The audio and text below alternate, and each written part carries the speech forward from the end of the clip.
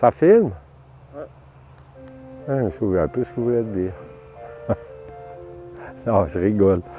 Non, on est venu là pour voir un tas de cailloux. Alors ici, on a un tas de cailloux typiques qu'on a un peu partout dans les campagnes vaudoises, qui est en général pas au bord d'un champ comme ici, qui est un champ d'herbe, mais à un moment donné, ce champ d'herbe, il était labouré. Et puis quand il laboure, le paysan, eh bien, il y a toujours des cailloux qui remontent par un phénomène qui est un peu compliqué à expliquer ici, mais il y a toujours des cailloux qui remontent. Et ces cailloux qui remontent, il a beau ramasser, le paysan, il revient toujours du dessous. Et alors voilà ces cailloux qui étaient dans le champ du paysan, donc dans le champ de labour. Alors si on regarde ces cailloux, c'est vraiment composé de toutes sortes de cailloux différents. Il y a du grès, il y a une sorte de... Là, il y a une sorte de marbre. Ah, mais celui-là, alors, il ne veut rien dire, parce que, alors, voilà, ça, c'est justement le piège. C'est une pierre qui était taillée, donc il venait de je ne sais pas quel coin. On dirait du marbre de Saint-Trifon, ça. C'est tous des cailloux qui viennent des Alpes, donc. Voilà, par exemple, une sorte de... je ne sais pas comment ça s'appelle, de serpentine, je ne sais pas comment. Donc ça, c'est un caillou d'une roche métamorphique qui est venu du bas, remonter, recompresser en bas. Et il y a des granites, il y a voilà une sorte de granit ici. Donc là-dedans, si on regarde à la loupe, on voit des petits cristaux de roche. Et puis bien sûr, parmi tout ça, il y a aussi du calcaire qu'on verra plus loin. Il y a aussi des grès qui sont donc du sable aggloméré. Mais voilà, typique. Si j'arrive à le sortir sans tout foutre en l'air. Voilà, typique. Aïe! Voilà, regarde ça, François. Tu vois, ça c'est une pierre qui est très lourde. Et puis c'est une sorte de, je ne sais, aïe! C'est une sorte de granit, je ne sais pas comment ça s'appelle, du gneiss, je ne sais pas comment. En tout cas, c'est une pierre composée d'autres pierres, mais qui est une pierre typique, donc qui est venue des profondeurs, qui n'est pas comme cette pierre qu'on verra tout à l'heure, plus haut, qui est une pierre non venue des profondeurs, mais sédimentique. Sédimentaire, c'est-à-dire c'est les sédiments, c'est comme dans une marmite que tu cuis de l'eau, au bout d'un moment il y a des dépôts, comme sur les dents, il y a du calcaire. Voilà, là deux jolis, tu vois, ça c'est vraiment typique. C'est donc des pierres qui viennent, malheureusement, je ne peux pas te montrer. Arrête de filmer 3 secondes, puis on va aller de l'autre côté, qu'on dise d'où viennent ces pierres. Ah ouais, pendant que tu filmes encore, qu'on dise qu'ici, on est au pied du Jura. Et puis là-bas, on voit une gravière. Tu vois? Tu vois cette gravière? Et il y a beaucoup de gravières au pied du Jura. Parce que tout ce que je vais te montrer maintenant, d'où ça vient, viens, on va aller un petit peu plus loin. Voilà, alors on a contourné la haie où il y avait le tas de cailloux pour regarder les Alpes. Et là, en face de nous, on a les Alpes, qui sont de plus en plus hautes, jusqu'au Mont Blanc. Et puis là-bas plus loin, il y a les Alpes bernoises, tout ça. Je mettrai des images d'un autre moment où on voit les Alpes. Voilà, d'accord. Et donc, toutes ces pierres métamorphiques qui viennent du dessous venaient des Alpes et dans les temps géologiques, elles ont ripé, elles sont descendues avec les glaciers et toute l'accumulation de sable qui venait avec ces pierres s'est déposée au pied du Jura. C'est pour ça qu'il y a des gravières au pied du Jura. Et souvent, quand il y a une bosse, les géologues le savent bien, ils creusent la bosse, puis dessous, ils trouvent du sable. Puis ce sable sert pour la construction. Donc là, on va voir, là on a un chemin goudronné, on ne peut pas le voir. Mais si le chemin était un caillou, comme la plupart des chemins, on verrait bien que c'est composé de plusieurs pierres. Puis maintenant, on va monter plus haut dans le Jura, puis on va voir qu'il n'y a plus qu'une sorte de pierre. On s'enfile sur un col qui va nous mener de 700 mètres d'altitude à 1400 mètres d'altitude. Donc on va voir toutes sortes de changements en cours de route. Alors voilà, ici c'est la gravière qu'on voyait de loin, qui est donc au pied du Jura. Alors tous les sédiments avec tous les cailloux de toutes sortes de roches métamorphiques, tout ça, qui est venu des Alpes, est arrivé jusqu'au pied du Jura et n'a pas été plus haut et tout s'est accumulé ici, c'est ce qui a donné ce sable, ce gravier plus ou moins gros. Voilà. Donc ça c'est typique, une gravière du pied du Jura à 700 et quelques mètres d'altitude. Puis maintenant on va monter, donc si François tu filmes juste là, hors de la gravière, si tu filmes juste là le terrain, tu verras qu'on voit qu'il y a encore toutes sortes de pierres différentes. Dans tiens, je vais ouvrir la fenêtre. Là, c'est pas la gravière, c'est simplement un bout de terrain qui a été mis à nu, qui était un terrain dans la forêt. On voit bien qu'il y a toutes sortes de pierres différentes. Puis ce qui va être impressionnant, c'est que dans un tout petit moment, on sera en haut et il n'y aura plus qu'une sorte de pierre. Des pierres blanches, du calcaire.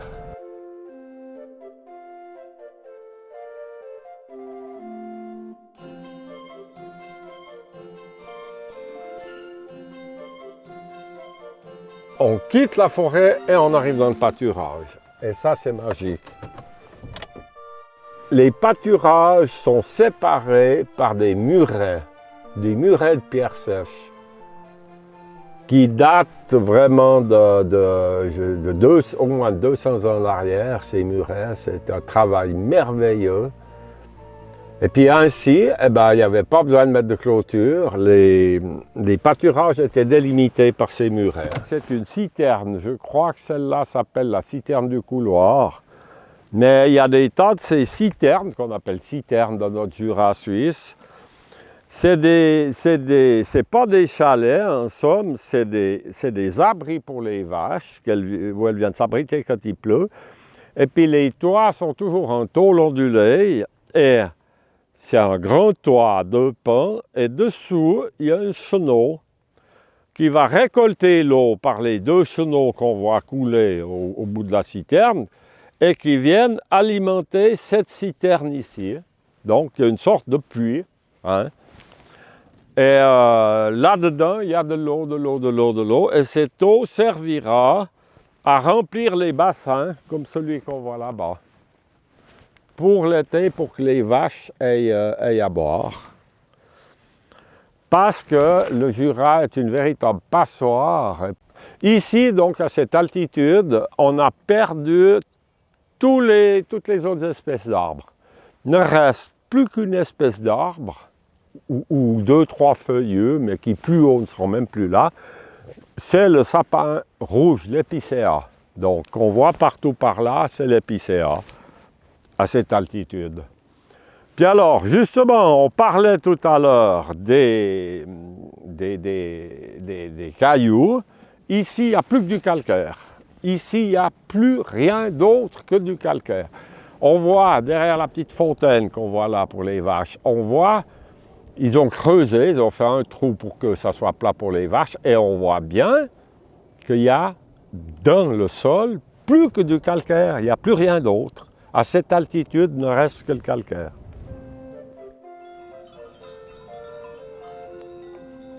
Donc là, on voit typiquement l'illustration de ce qu'on expliquait, c'est qu'il y a une fontaine où les génisses viennent boire, et cette fontaine est assez près de la citerne, que si tu fais un demi-tour, là, tu vas voir la citerne. Donc ici, c'est la citerne. l'eau est contenue dans la citerne et l'eau, elle est récoltée sur ce toit. Donc le circuit se fait du toit à la citerne vers la fontaine qui est là. Alors là, on a quitté donc le pâturage pour rejoindre un pâturage plus haut et on tombe dans un endroit qui est un bois bon, c'est-à-dire un bois où les vaches n'ont pas besoin de venir. Alors là, c'est presque des creux d'enfer, c'est-à-dire qu'on appelle ça les creux d'enfer. C'est plein de lésine, plein de cailloux, on se tord les pieds, c'est sauvage, c'est magnifique. Et bien voilà déjà un... Mais on le filmera plus tard quand il sera plus beau. Ça, c'est le sorbier des oiseleurs, celui-là. Sorbus ocuparia, sorbier des oiseleurs. C'est donc un des rares feuillus qui restent à cette altitude. Tu sais, il y a des chardons. Hein? Il y a un gros chardon. Ah voilà, alors ça c'est le cirsium, ce chardon-là. Attends, je le vois pas depuis là. Je sais pas. Attends, je vais avancer un petit bout. Ce gros chardon est typique aussi de cette altitude, ça s'appelle le Cirsium eriophorum. Donc c'est un cirse laineux, et je ne sais pas exactement, mais peut-être qu'il est en altitude, justement parce qu'il est laineux et puis qu'il est protégé du froid. Cet endroit que j'étais enfant, ça s'appelait les Trois Baumes. Et on s'arrêtait chaque fois parce que moi j'étais un vrai amoureux de ces trous quand j'étais gamin. Ces baumes, comme on appelle un gouffre dans le Jura, on appelle ça une baume, ça me fascinait. Et voilà qu'ils les ont bouchés. Il y en avait une là, et sauf erreur, une derrière. Donc, ils ont bouché ces baumes, ce qui serait interdit à l'heure actuelle par la protection de la nature. Alors voilà un truc très bizarre. Voilà des sapins qu'on poussait en 2 étapes. Donc c'était un petit sapin de Noël, puis après ça fait puis c'est revenu tout en haut. C'est très étonnant, non? On pourrait croire que c'est ça, puis en réalité, c'est beaucoup plus trivial que ça. C'est simplement le bout où ça vient plus large, c'est la hauteur des vaches. C'est-à-dire qu'elles broutent le petit sapin, ou alors peut-être aussi des chevreuils, tout ça. Et puis, ça donne cette espèce de sapin en 2 étages qui est magnifique. Là, il y en a un là, un là, un là, un là. Mais ce n'est pas un phénomène typique du Jura parce que au pied du Jura, enfin, quand il y a une forêt au bord d'un pâturage en plaine, on voit aussi que tous les arbres, on avait déjà filmé d'ailleurs, tous les arbres sont mangés à une certaine hauteur. C'est la hauteur du cou des vaches. C'est la hauteur du cou des vaches.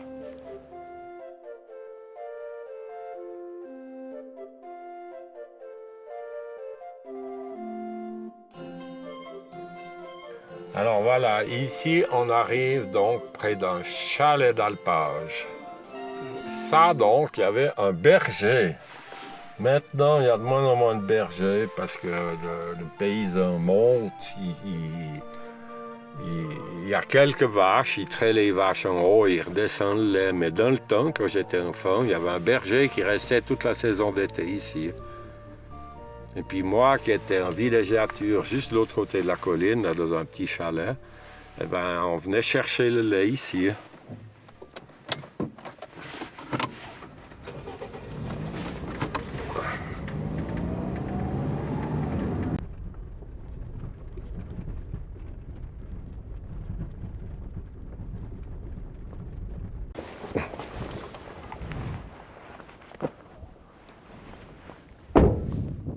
Ils ont bétonné toute cette surface uniquement dans le but de nous poser une énigme.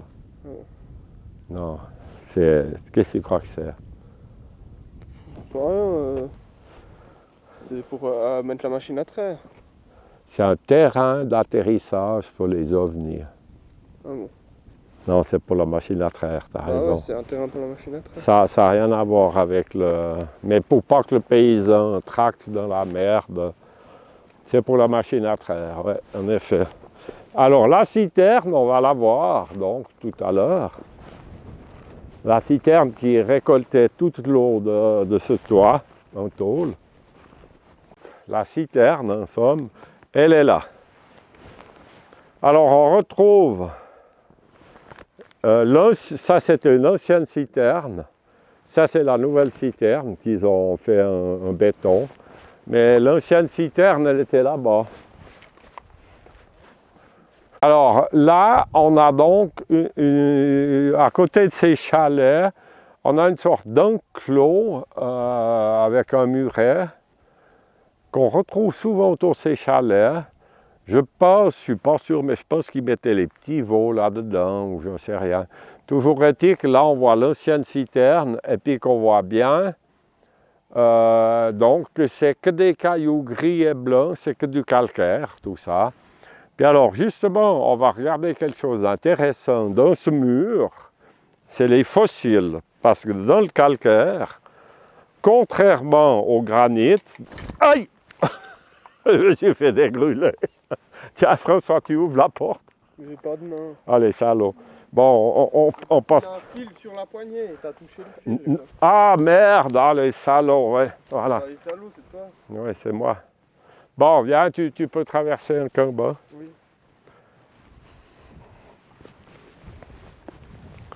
Alors, je te disais, François, que dans le calcaire, contrairement au granit, puisque le calcaire est une roche sédimentaire, c'était des fonds marins, donc dans le calcaire, il y a des fossiles qu'il n'y a pas du tout dans le granit. Et si on observe un peu n'importe où, pas n'importe où, mais en étant un peu attentif, on voit ici qu'il y avait une coquille, ici. Granit, donc dans les Alpes, il y a des magnifiques cristaux de roche à Saint-Comté, sauf erreur, enfin tous ces cristaux de roche qui vendent malheureusement dans les magasins de souvenirs, parce qu'ils les enlèvent de la montagne, puis c'est dommage. Et malgré tout, dans le calcaire, il y a aussi une sorte de cristal. Je ne sais pas si on peut appeler ça du cristal, mais ça s'appelle la calcite. Et voilà une concrétion de calcite. Donc la calcite fait aussi des petites formes cristallines. Pourquoi le calcaire? Parce que tout ça c'était tout des fonds marins. Toutes ces pierres, c'était tout en somme, je sais pas, dans la mer, il y a de la chaux, je sais pas quoi, mais ça fait des sédiments. Et puis ça a fait un truc qui s'est déposé au fond, qui a donné tout ce calcaire. Puis ce calcaire, là où on est, à un moment donné, on n'était pas à 1500 mètres, on était à moins 100 mètres, moins 200 mètres. On était au fond de la mer, ici. Et puis le Jura est monté.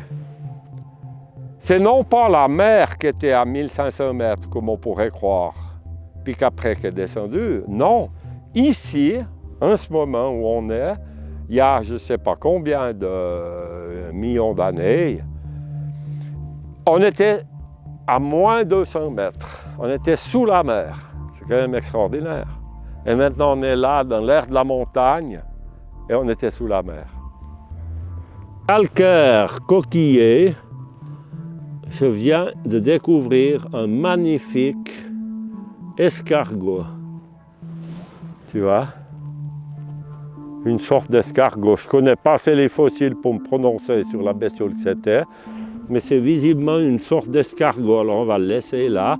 Puis là, il y avait une coquille aussi, tu vois, qui était ici. Ici aussi. Là, viens regarder, François, qui est entortillé sur lui-même, tu vois. Ici, on voit les alvéoles toujours plus petits. Et puis, de toute façon, si quelqu'un sait mieux que nous, eh bien, qu'il le dise, ou qu'il se taise à jamais. Non, mais c'est vrai, on dit ce qu'on sait, déjà, voilà. Puis si on dit des conneries, si on ne dit pas tout juste, eh bien, que quelqu'un rectifie, puis fasse une vidéo pour rectifier. Voilà. Parce que, en même temps, si on a trop peur de dire des conneries, eh ben, on ne dit plus rien. Voilà. Donc, mon Circio Merioforum, je suis sûr.